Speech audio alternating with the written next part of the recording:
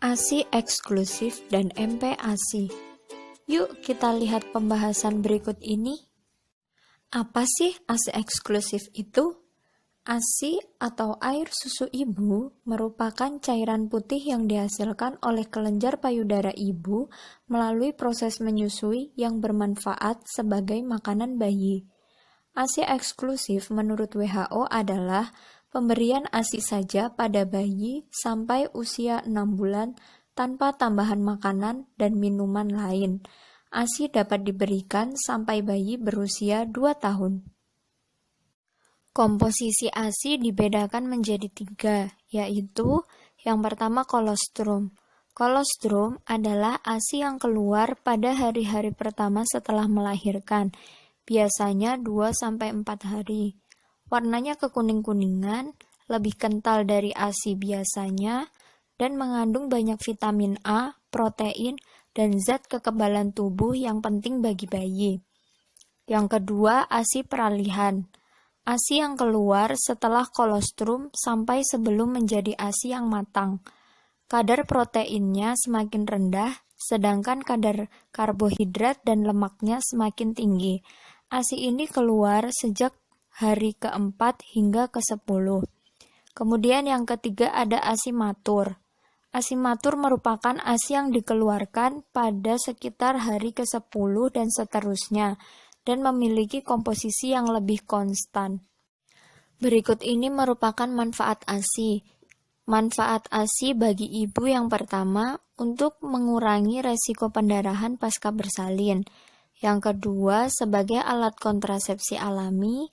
Yang ketiga, menurunkan resiko kanker payudara, kanker ovarium, dan kanker rahim. Yang keempat, berdasarkan aspek psikologi, ibu akan merasa bangga dan diperlukan. Kemudian, manfaat ASI bagi bayi. Yang pertama, sebagai sumber nutrisi. Yang kedua, menurunkan resiko mortalitas atau angka kematian bayi. Yang ketiga, untuk meningkatkan kecerdasan bayi. Yang keempat, meningkatkan imunitas.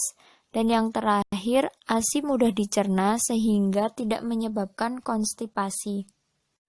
Anjuran pemberian ASI. Anak usia 0-6 bulan diberikan ASI eksklusif untuk memenuhi 100% kebutuhan anak. Untuk anak usia 6-12 bulan, ASI diberikan 60 hingga 70% dari kebutuhan anak dan perlu makanan pendamping ASI atau MPASI yang adekuat. Untuk anak usia lebih dari 12 bulan, ASI hanya diberikan 30% dari kebutuhan. ASI tetap diberikan untuk keuntungan yang lainnya. Perkembangan makanan bayi dan balita. Pada masa pertumbuhan hingga lahir, bayi mendapatkan asupan makanan yang berasal dari plasenta ibu. Kemudian setelah lahir hingga usia 6 bulan, bayi diberikan ASI saja sebagai asupan makanannya. Pada usia 6-9 bulan, bayi diberikan ASI dan makanan pendamping ASI dengan tekstur yang lumat. Pada usia 9-12 bulan, bayi diberikan ASI dan makanan pendamping ASI dengan tekstur yang lunak. Pada usia 12 bulan hingga 24 bulan, bayi tetap diberikan ASI dan makanan pendamping ASI dengan tekstur yang sama dengan makanan keluarga. Kemudian untuk usia lebih dari 24 bulan, anak sudah tidak mendapatkan ASI lagi, namun tetap diberikan makanan seperti makanan keluarga. Untuk energi yang terkandung dalam ASI sendiri adalah 70 kilokalori per 100 ml. Untuk MPASI 100 kilokalori per 100 ml dan makanan biasa 150 kilokalori per 100 ml. Apa yang dimaksud dengan MPASI? Makanan pendamping ASI atau MPASI merupakan makanan peralihan dari ASI ke makanan keluarga. Pengenalan dan pemberian MPASI harus dilakukan secara bertahap, baik bentuk maupun jumlahnya sesuai dengan kemampuan bayi. MPASI menurut Departemen Kesehatan RI tahun 2006 adalah makanan atau minuman yang mengandung zat gizi untuk memenuhi kebutuhan gizi selain ASI dan diberikan kepada bayi atau anak usia 6-24 bulan. Tujuan pemberian MPASI ada 4. Yang pertama, untuk memenuhi kebutuhan gizi bayi. Yang kedua, mengembangkan kemampuan bayi untuk menerima berbagai macam makanan dengan berbagai rasa dan tekstur yang pada akhirnya mampu menerima makanan keluarga. Yang ketiga, mengembangkan kemampuan bayi untuk mengunyah dan menelan. Yang keempat, menanggulangi dan mencegah terjadinya gizi buruk dan gizi kurang, sekaligus mempertahankan gizi baik pada bayi dan anak. Syarat-syarat MPASI. Yang pertama, tepat waktu. MPASI mulai diberikan saat kebutuhan energi dan zat gizi anak melebihi yang didapat dari ASI. Yang kedua, tepat jumlah. Harus sesuai dengan kebutuhan pertumbuhan anak. Yang ketiga, tepat jenis. Harus sesuai dengan kemampuan pencernaan anak. Yang keempat, tepat cara. MPASI diberikan sejalan dengan tanda lapar dan ada nafsu makan yang ditunjukkan bayi, serta frekuensi dan cara pemberiannya harus sesuai dengan umur bayi. Yang kelima, adekuat. MPASI harus mengandung cukup energi, protein, dan mikronutrien. Yang terakhir adalah aman. Cara penyimpanan, cara penyiapan, cara pemberian MPASI harus higienis. Dampak pemberian MPASI yang tidak tepat. Jika MPASI diberikan terlalu dini, maka dapat merusak sistem pencernaan, dapat menimbulkan alergi terhadap jenis makanan tertentu, dan dapat menyebabkan resiko obesitas pada balita. Jika MPASI diberikan terlambat, maka pertumbuhan berat badan bayi akan terlambat sehingga dapat menyebabkan gizi kurang.